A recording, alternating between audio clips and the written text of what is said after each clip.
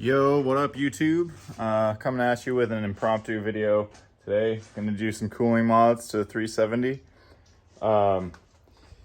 Basically, need to get these water temps down. I installed a aftermarket radiator. I got a CSF rad, stock fans, stock thermostat, but still kind of running into some cooling issues with the water temps. So when I installed the radiator, I noticed that there was, air gaps around the whole shroud. I never sealed it. I kind of wanted to, but never got around to it. Gonna do that, and also gonna make a shroud that actually guides air straight into the radiator.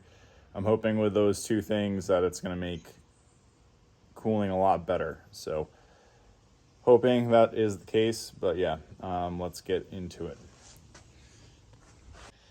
When I bought the car, this was a salvage title, and it didn't actually come with any of the plastics that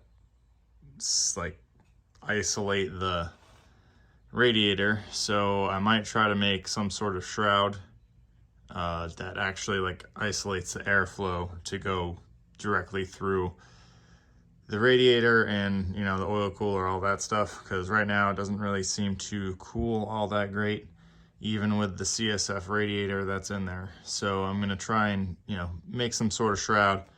Got some cardboard there that I'm gonna use to design one, and then potentially make it out of the aluminum right there. So we'll see what I can do, but I'm gonna try and do that as well. There is really big gaps on the side of the oh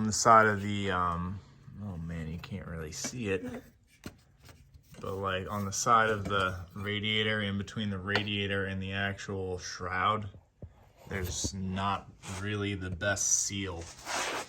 So I might try and seal that up a little bit. It's gonna be kind of hard to do. I wish I did this when I installed the radiator in the first place. We're gonna see what we can do about sealing this up and getting this to cool better.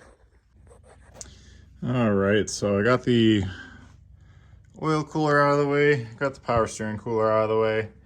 I have been cleaning this shroud up so that it can, get some adhesive stuck to it. My plan is to use some weather stripping.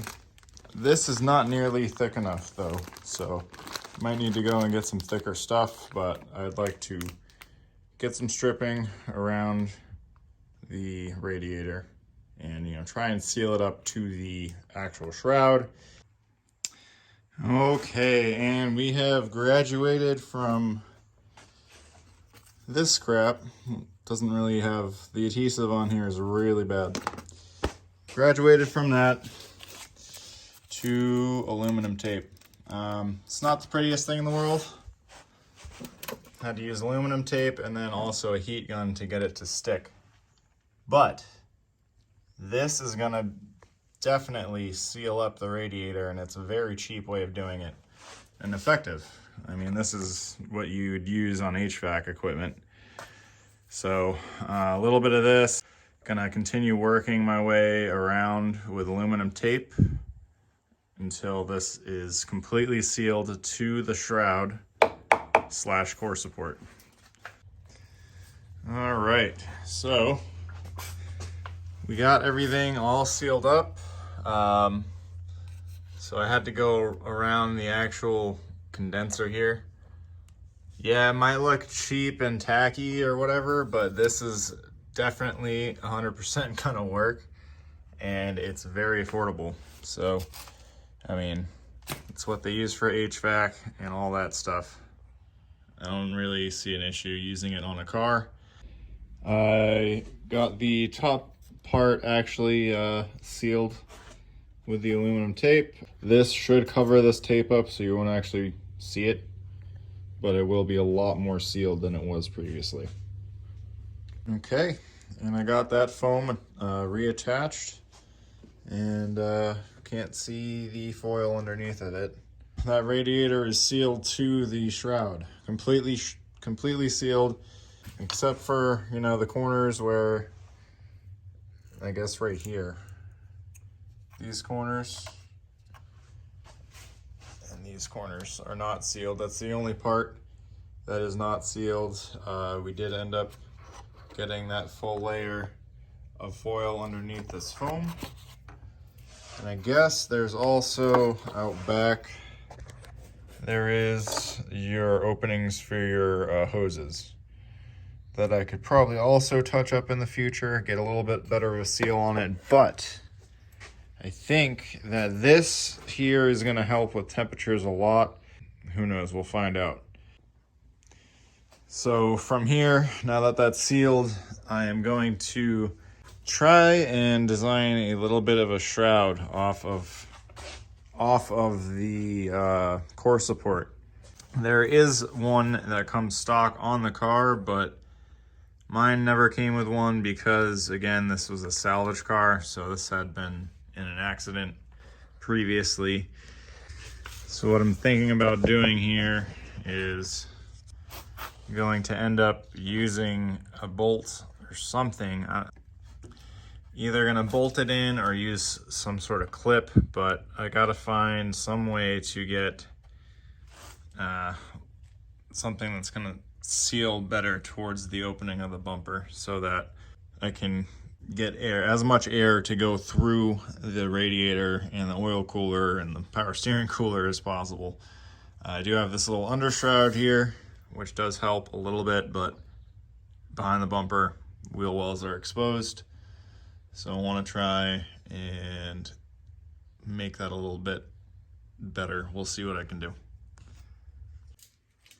All right, and pretty happy with how this is coming out. So I got some fuel line for grommets to keep things from getting cut, but yeah, 2 of these together is a lot stronger. So shouldn't be flopping around now. All right, so that is passenger side completed. I think I might actually paint this because it actually looks really nice and it's pretty sturdy. Not too bad. But yeah, very happy with how things are coming out.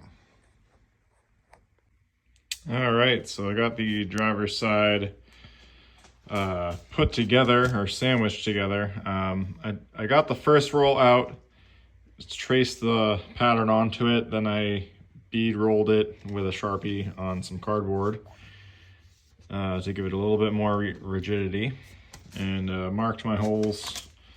So now I've got a nice smooth one side, just like this side here, and we'll get the other side sorted. We have the passengers and the driver's side all mounted up, ready to go. Just gotta test the bash bar and make sure that fits in the foam piece and the bumper, make sure everything's good, make sure I don't have any clearance issues and stuff, but this is looking really nice, so pretty pumped about it.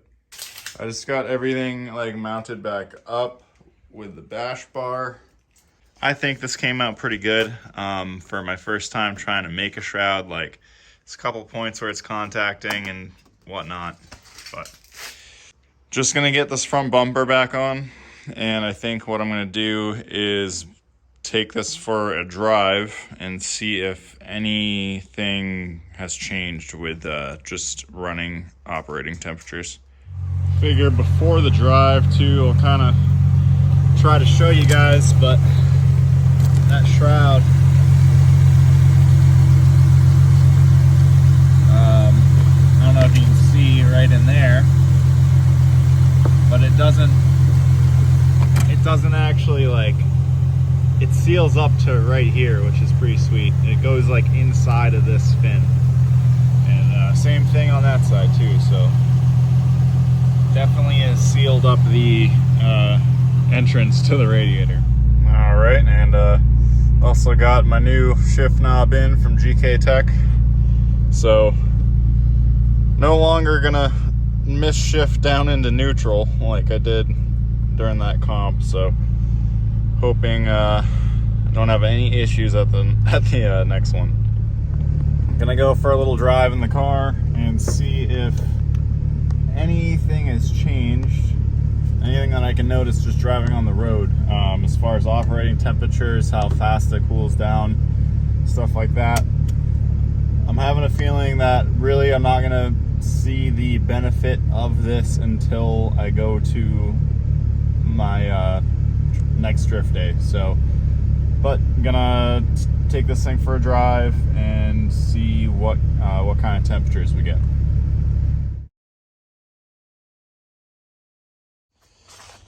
All right, I am back from the test drive. I didn't really notice a whole lot of difference between running temperatures, but I did notice a difference in how fast it would cool down. So, and I think that's just due to the fact that it's still on a stock thermostat and all that stuff.